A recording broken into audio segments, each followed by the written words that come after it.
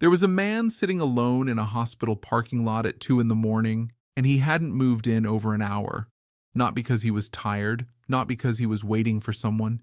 He was sitting there because he didn't know if he still had a reason to go home. His marriage wasn't ending in fire, it was ending in silence, and somehow that was worse. The silence between him and the woman he had loved for 14 years had grown so loud that he could hear it even when she wasn't in the room. He sat in that parking lot, engine off, and he asked himself one question. Not what went wrong, not whose fault is it. The question he asked was this: is there space in this relationship? And that question cracked something open inside of him, not because he knew the answer, but because he realized he had never thought to ask it before. That man's name doesn't matter. What matters is that you have probably felt what he felt. Maybe not in a parking lot. Maybe at a dinner table where the conversation died and no one reached to revive it. Maybe in a bedroom where two people lay on opposite edges of the same mattress like they were afraid to let their shadows touch. Maybe in a house full of children and noise and busyness, and yet somehow deeply, terrifyingly alone. If any of that sounds familiar, I want you to stay with me today. Because what I'm about to share with you is not just a story, it's a map back to yourself and to the people you love most. And if this is the kind of content that moves you, that makes you think and feel and see your life differently, then right now, before we go any further, hit that subscribe button. Because we do this every week. We go deep, we go real, and we don't waste your time. Now let me take you back to the beginning. Not the beginning of one man's story, but to something older. Something that philosophers and spiritual teachers have wrestled with for centuries, and that scientists still cannot fully explain. Let me take you to the mystery of what you actually are. Because here's something that almost no one stops to consider in their daily life. You are, at your very core, invisible. Think about that. When someone looks at you, really looks at you, what do they see? They see your body. They see the way you carry yourself, the expression on your face, the clothes you chose this morning. That's the surface. That's the outermost layer of a being that runs incomprehensibly deep. But everything that makes you, you, your memories, your fears, your dreams, the reason you laugh at certain things and go quiet at others, none of that is visible. None of it can be touched or measured or put under a microscope. Here's something that will stay with you. Scientists have examined the human brain with the most powerful tools ever built by human hands. They can map neurons. They can track electrical impulses. They can see which regions light up when you feel love or grief or fear. But they have never found a thought. Not one. You cannot look at a brain and see what that person is thinking. You cannot see a memory stored anywhere. You cannot locate a dream. The machinery is there, yes, but the experience, the actual felt reality of being a person is invisible.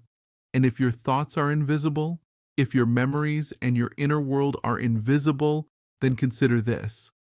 The real you, the version of you that exists beneath words and behavior, is something that no one can fully see.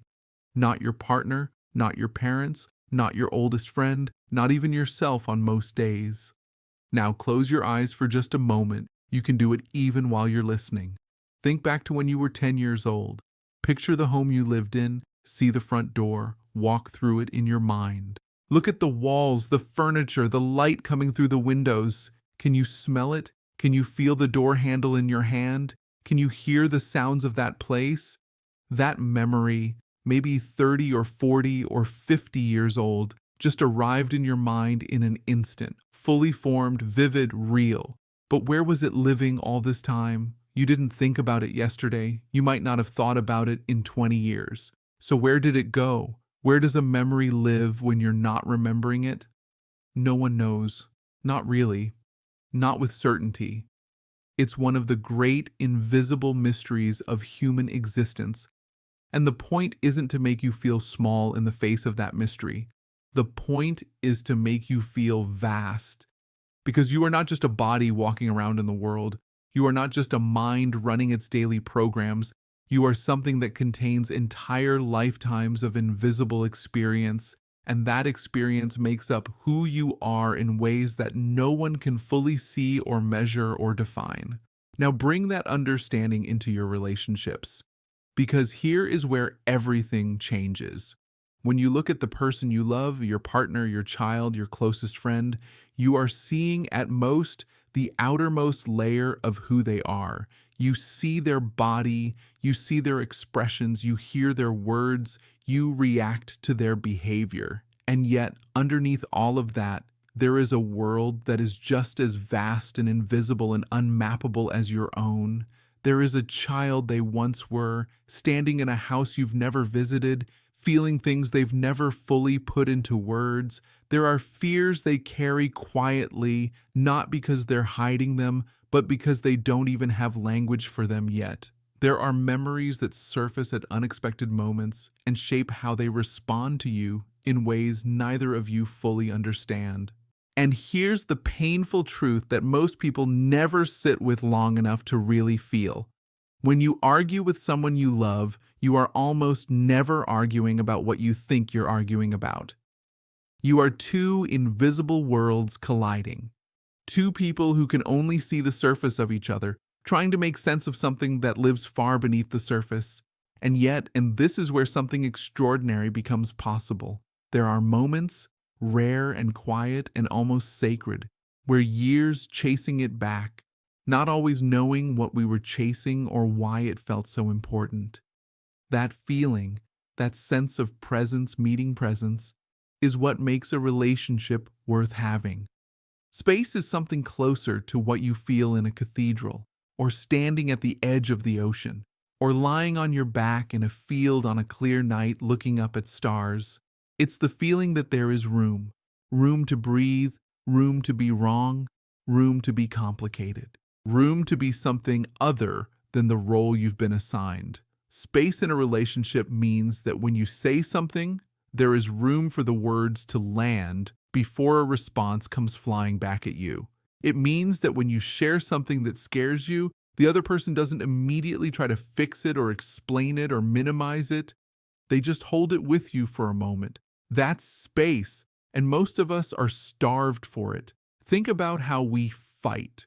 Really think about it. Someone says something, the other person hasn't even finished the sentence before the rebuttal is forming in the listener's head. By the time the words land, the response is already loaded and ready to fire. Nobody is listening. Both people are performing the act of communication while actually being entirely inside their own heads, entirely defended, entirely alone. And so you fight for it like your life depends on it, even though it doesn't. Even though the real cost of winning that argument might be the slow death of the connection that matters most to you. The ego needs to be right the way it needs air. And as long as the ego is running the relationship will never have enough space for two whole people to exist inside it.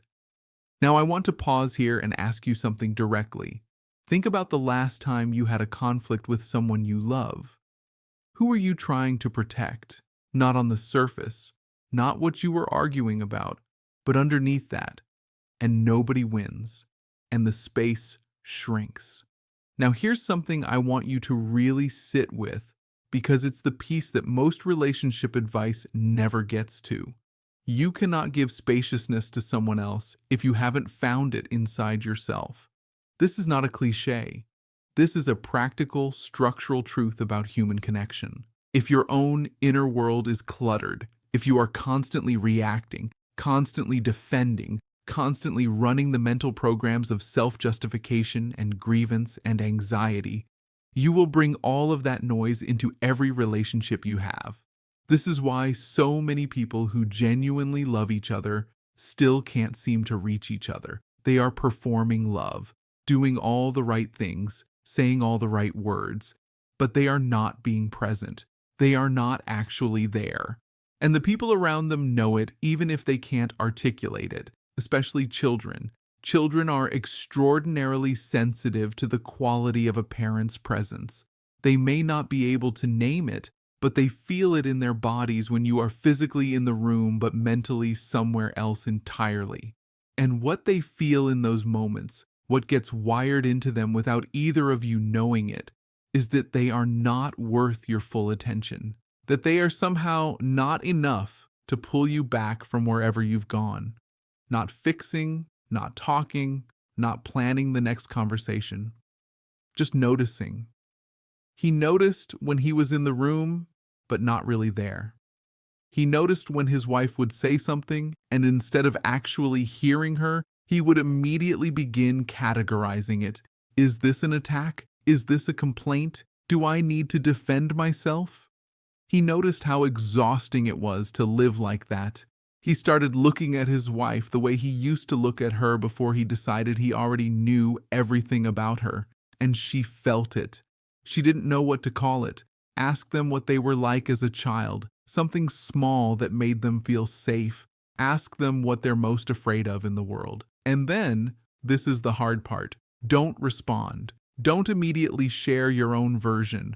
Don't fix it. Don't explain. Just let what they said fill the room. Let it breathe.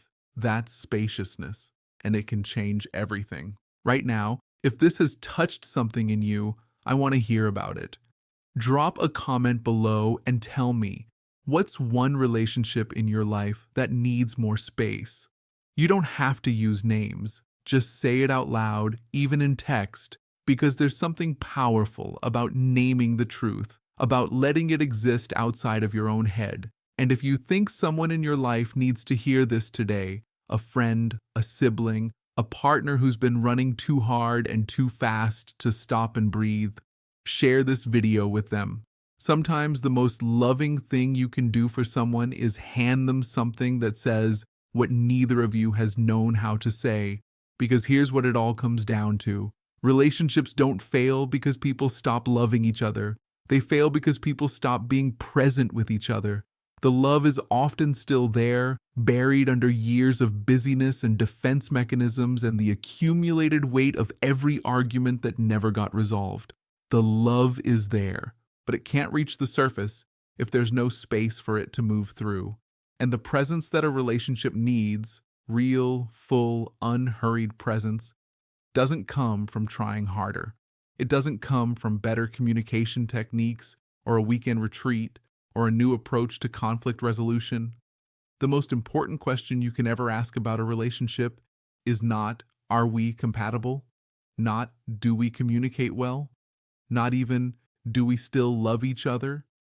The most important question is there space here? Space for both of us to be fully human, fully invisible, fully unknown, and still fully loved. Space to be wrong and to grow and to change. Space to be quiet without it meaning something is broken. They were sitting at the kitchen table on a Sunday morning, coffee going cold, the kind of quiet between them that had become familiar and sad. He looked at her and he said, "Do you feel like there's space for you in this marriage? In our actual daily life? Do you feel like there's room for you?" She looked up, and the way her face changed in that moment, not with an answer, not yet, but with the surprise of being asked something real. That was the beginning, not the end of their problems. They are the thing itself, and you get to decide what quality of presence you bring to them. Not perfectly, not every day, but you can start today. You can put down whatever you're defending long enough to really look at someone you love. You can ask the question that matters. You can let there be space. If this video found you at the right moment, if something in here landed for you, I want you to know that that's not a coincidence. You clicked on this for a reason. You stayed for a reason. You are not alone in what you're carrying. None of us are. And sometimes the most important thing is just knowing that someone else is willing to ask the hard questions alongside you. So go. Not to fix everything today, just to be a little more present than you were yesterday, to create a little more space, to ask the question and see what opens.